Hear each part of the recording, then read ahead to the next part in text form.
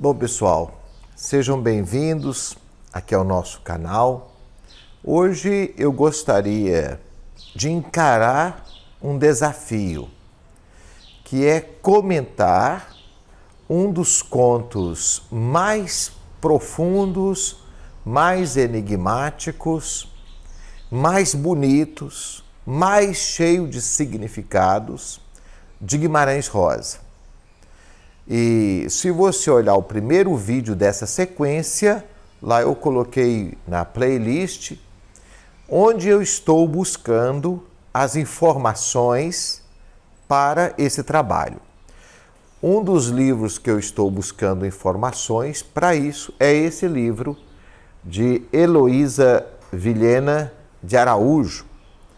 E esse livro foi só para comentar este conto de Guimarães Rosa. Logo no começo do livro, o conto que me refiro, gente, é o conto O Recado do Morro, tá bom? Logo no começo do livro, ela põe aqui uma citação de Rosa numa correspondência dele a um tradutor italiano de 1981. E aqui a gente já pode entender um pouco do que está por trás de toda a literatura, de todo o trabalho de Guimarães Rosa, que é o lado metafísico, místico, religioso. Então, o próprio Guimarães falando da obra dele. Ora, você já notou, de certo, que, como eu, os meus livros, em essência, são anti-intelectuais, no sentido de ser anti-racionais, mas que busca sentido no simbólico, na imaginação, no mistério, nas fábulas, né? Defendem o altíssimo primado da intuição, da revelação, da inspiração sobre o bruxolear presunçoso da inteligência reflexiva, da razão, a megera cartesiana. Bom, eu acho isso fantástico e logo eu que gosto da filosofia, mas a literatura do Rosa, ela foge desse padrão racional, lógico. Ele chama de megera cartesiana. Por isso mesmo, como apreço de essência e acentuação, assim gostaria de considerá-los. Cenário e realidade sertaneja, 1 ponto. Enredo, 2 pontos. Poesia, 3 pontos. Valor metafísico religioso, 4 pontos. Dei essa volta toda para reafirmar a você que os livros, o Corpo de Baile principalmente, foram escritos, penso eu, nesse espírito. Então, se a gente não entender isso aqui, a gente não vai entender direito a obra do Guimarães Rosa. Nesse conto, O Recado do Morro, ele vai se valer, inclusive, de uma ideia platônica, uma cosmovisão, uma visão de mundo de Platão, para falar do que ele pensa. Platão dividia o mundo, o cosmo, o universo, em 7 planetas. E a Terra estaria no centro desse sistema cósmico, vamos dizer assim.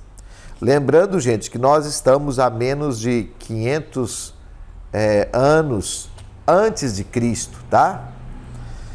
Então, aqui nós temos a Terra no centro e esses planetas, eu fiz aqui um esquemazinho para ficar fácil para eu falar, girando em torno da Terra. Nós teríamos, de acordo com Platão, na obra Timeu, o Sol, a Lua, Vênus, Júpiter, Saturno e Mercúrio. Então, a Terra no centro ficaria assim: o Sol, a Lua, Vênus, a Terra, Júpiter, Saturno e Mercúrio. E esses planetas todos girando em torno da Terra, como se estivesse dançando, como se eles estivessem dançando em torno de uma melodia cósmica, que Platão chama de música córica. E toda obra do Guimarães Rosa vai ter um significado mais ou menos nesse sentido. Na primeira edição da obra dele chamada Corpo de Baile, nós vamos ter 7 contos. E esse conto que vou comentar hoje, talvez não dá para fazer só num vídeo, O Recado do Morro, estaria no centro. Então nós temos o primeiro, é o Campo Geral, isso na primeira edição de Corpo de Baile. Campo Geral é o sol, é o início da vida, é a história de Miguelim, é o amanhecer. Então é representado aqui por Apolo, o deus solar. Uma história de amor é o segundo conto do Corpo de Baile, que representa a lua, onde a claridade da noite vai ter um papel preponderante. A história de Lélio e Lina, aqui é um amor erótico, representado por Vênus. Depois vem o Recado do Morro, que é o conto em questão hoje, que é a Terra. O quinto conto é Dão Lalalão, representado por Júpiter ou Zeus, né? Cara de Bronze, representado por Saturno. Buriti, representado por Mercúrio. E cada um aqui tem uma razão de ser, o porquê de cada um, né? Então começa com o Corpo de Baile, começa com o Campo Geral, que é o nascer do sol, e termina com Buriti, que tudo acontece em torno da noite. Há rituais noturnos de amor. É como se fosse o começo de uma existência e o final do dia, o final de uma existência. No Recado do Morro, que é o conto central do Corpo de Baile, nós temos também um centro. E esse centro é representado por um ponto geográfico no centro do estado de Minas Gerais, que é o Morro da Garça, próximo a Curvelo, ali indo para o norte de Minas. É o Morro da Garça. O Morro da Garça é um ponto fixo, imóvel, bonito, e em torno do Morro da Garça é como se 7 planetas orbitassem, que são os 7 personagens que aparecem no conto. Quais são esses personagens?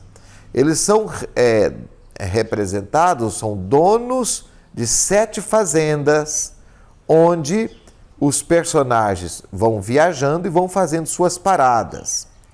Numa primeira leitura, o Recado do Morro é o seguinte: é um pesquisador dinamarquês ou holandês que vai fazer uma pesquisa sobre a natureza, os animais, a flora e a fauna em Minas Gerais, e arranja, junto com ele vai um padre, o Frei Sinfrão. O dinamarquês ou holandês chama-se Senhor Alkiste ou Olkiste, aqui a grafia vai variar porque é uma palavra estrangeira. O Frei Sinfrão representa o religioso, o Alkiste representa a ciência, e tem também alguém ali que representa o capital, né? E quem guia esses viajantes em torno do Morro da Garça, passando próximo ao Morro da Garça, que observa tudo, é o Pedrão, ou Peboi, que é aquele homem ligado à terra. Peboi é o guia turístico da viagem, vamos dizer assim. Outros personagens vão acompanhando o Peboi. E o Peboi é amado e odiado, e ele é odiado porque ele toma as namoradas dos outros. E nessa viagem, eles vão passando por 7 fazendas. E vão encontrando alguns personagens curiosos pelo caminho. Eu vou falar deles. As fazendas. Primeiro é a fazenda de Dona Vininha. Vininha é uma variante da deusa Vênus. E ela, inclusive, tem um menino que acompanha, que está perto dela, próximo dela, que é o João Zezinho. Você sabe que Vênus é representada sempre ao lado de Cupido, deus do amor, e ela também a deusa do amor. Então, ali na fazenda de Dona Vininha, é uma parada desses 7 personagens. Depois tem a fazenda do Seu Jove. Seu Jove é uma variante latina para o nome de Júpiter, ou Zeus, o chefe do Olympus. A fazenda de Seu Saturnino, que é uma variante de Saturno, ou Cronos, deus do tempo. Tem a fazenda do Seu Apolinário. Apolinário é também uma variante de Apolo, que é o deus solar, representado aí pela luz, pela luminosidade. Tem ainda a fazenda de Inhacelene, que é Selene, é o outro nome da lua. E ainda temos um personagem, poeta, talvez um dos mais importantes no conto, que vai decifrar o recado do morro, e eu vou falar ainda sobre isso, que é o Laudelino, conhecido como Pulga-Pé. É um homem que então está com os pés no chão, ele é pequeno, ele é pulga de pé, mas ao mesmo tempo é poeta, e como poeta ele tem uma missão sagrada, tipo os poetas ou aedos da mitologia grega, onde o poeta tinha a proteção das musas, e tinha a proteção também da deusa Mnemosyne, da memória, porque os poetas falavam de cor os versos da Ilíada, da Odisseia ou de Hesíodo. São os antigos poetas gregos da mitologia grega. E nós temos também a fazenda do Nhô Hermes. Nhô Hermes é o deus Hermes, que tem a variante latina de Mercúrio. E aparece um personagem curioso também, que é o Zé Azougue, que é uma variante para o Mercúrio, que é aquele que vai e volta, que leva os recados dos deuses. Tem um personagem também no texto chamado Catraz. O Catraz é o leva e traz, né? Ele transmite o recado. E o Catraz vai transmitir um recado enigmático e misterioso para a comitiva da viagem. Eu poderia pegar aqui as citações todas no conto. se eu mostrar para você como é que está o meu livro, você vai achar graça, porque ele está todo assim marcadinho esse aqui é o livro do Guimarães Rosa, com as passagens que eu achei curiosas para estar ilustrando aqui quando ele apresenta o Morro da Garça, quando ele fala do Catraz. Bom, então nós temos aqui diversos personagens que vão acompanhando esta viagem. Eles encontram nessa viagem de pesquisa, passando aí depois do Morro da Garça, e eles encontram então o Gorgulho. O Gorgulho tem o corpo de gorgulho, uma espécie de garatuja ou de desenho de criança. Ele anda mal vestido, ele é negro, ele mora numa gruta junto com os urubus. E ele é débil mental, é surdo e idoso. Mas aqui também tem uma relação muito interessante, uma análise interessante dos urubus. Que o urubu, ele vive ele choca, ele bota, ele cria seus filhotes no fundo das grutas. O Guimarães Rosa conhecia bem essas grutas. A gruta do Maquiné, por exemplo, perto de Cordesburgo. Mas ao mesmo tempo que o urubu está lá no fundo da gruta e o gorgulho mora lá com os urubus, ele voa e atinge as alturas. Ele consegue ter um outro plano, quase metafísico, de contemplação da realidade. E o gorgulho, ele escuta um recado na viagem. Só que ele acha que é um recado de um espírito mau, do diabo. Na verdade, é um recado do morro. Pera lá, mas o morro fala? Vamos lembrar que o Guimarães Rosa, ele não está numa literatura racional, mas uma fábula. E numa visão romântica, numa visão antiga, a natureza fala, os animais falam, né? Eu não estou muito longe disso. A minha infância, eu nasci na roça e meu pai, minha mãe tinha medo de quando a mãe da lua, que a gente conhecia como Urutau, cantava à noite, era visto como o mau agouro, ou quando a Acauã, é um pássaro também, quando canta todo mundo tem medo, porque acha que alguém vai morrer naquela casa. Lembra, se você não conhece o interior de Minas Gerais, só conhece Belo Horizonte, talvez você não tenha uma visão disso. Se você quiser conhecer bem um estado, você tem que entrar pelo interior, é onde está ali o autêntico daquele estado. Então, o morro falou e o morro deu um recado. E o gorgulho achou que aquele recado era uma coisa do diabo. Mas ele entendeu, ninguém entendeu, ele entendeu. E depois ele vai passando esse recado para frente. Na comitiva, eles vão encontrando diversas pessoas interessantes. Ele vai passar o recado para o Catraz, depois o Catraz é o leva e traz, né? Para o João Zezim, que é uma criança que fica na fazenda da Dona Veninha, que é a deusa Vênus, e ele é o Cupido, o deus do amor. Aí vai passar o recado para o Guegues, que é uma outra pessoa com problema das ideias. O Guegues vai passar o recado do morro para o Nome Domini, que é um doido religioso.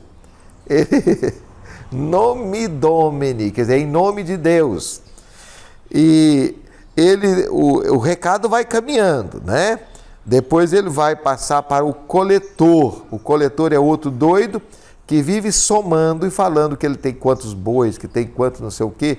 Parece aquele contador do livro do Pequeno Príncipe, que a vida dele é fazer contabilidade e achar que ele está rico, porque ele tem 1.500.202 estrelas.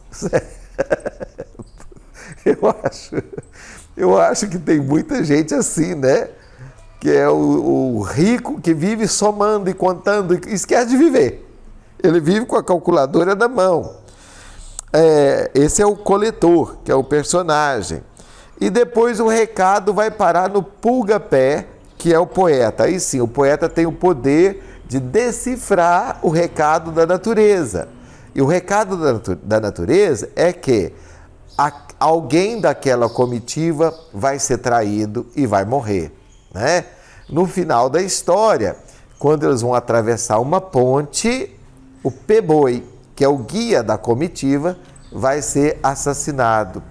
Só que, à medida que a história vai acontecendo, cada hora você abre uma vertente de reflexão, inclusive para outros contos do Guimarães Rosa, e para toda a literatura do Guimarães Rosa. Esse conto, eu acho que ele é fundamental para conhecer o pensamento de Guimarães Rosa, a mística do pensamento de Guimarães Rosa e a obra chamada Corpo de Baile, né, que é hoje fatiada por razões de mercado editorial, mas que ele pensou como um único livro, tipo O Grande Sertão Veredas. Então, na obra Corpo de Baile, nós vamos ter diversos contos, né?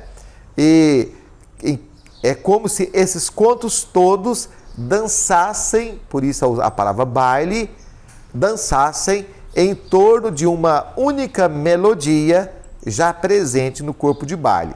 Nesse caso, o Morro da Garça é o centro, representa a terra, em torno do qual gira todo um sistema planetário bailando numa música cósmica e mística que apenas os doidos, as crianças conseguem escutar, decifrar, mas quem vai traduzir para outros é o poeta. O poeta, representado aqui pelo Eulálio, né, pelo Lalino, ou o Pulga-Pé, né? O Pulga-Pé, ele que vai traduzir para o povo, através da música e da canção popular, aquele recado que a natureza transmite, que o morro quer transmitir, o Morro da Garça. É muito interessante se a gente olhar esse conto dessa maneira. É claro que o conto ele é aberto, você pode encontrar diversos outros significados aqui no conto, né?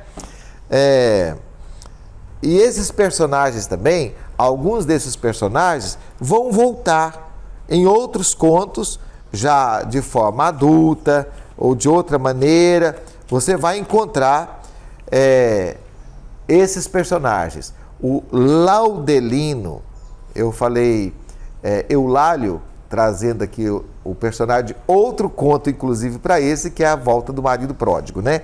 Mas o Laudelino que é o poeta popular que vai decifrar o enigma do recado do morro, transmitido a esses 7 passageiros aí, um pesquisador, um frei religioso, um representante capitalista e uma turma de doido, coletor, nome domini, uma criança, mas o poeta tem o poder de decifração para que as pessoas possam apreciar o conto. Bom, gente, eu sei que em vista de outras análises, de outras reflexões, a minha é muito pequena, mas eu me aventurei a fazer pensando que vou ajudar você, talvez, que quer ler o Guimarães Rosa, que quer entender o Guimarães Rosa. Me perdoe aí pelas falhas, mas o seu comentário aqui é muito importante. Deixa o seu comentário aqui no vídeo. Vamos fazer uma boa conversa. E se você gostou, mande para alguém também. Eu estou gravando aqui nesse cenário que é uma tentativa de imitar um pouco, né, dentro das minhas condições, o ambiente do conto. Desejo a você uma boa leitura da obra desse grande autor mineiro e universal que é o Guimarães Rosa. Um grande abraço, fique com Deus.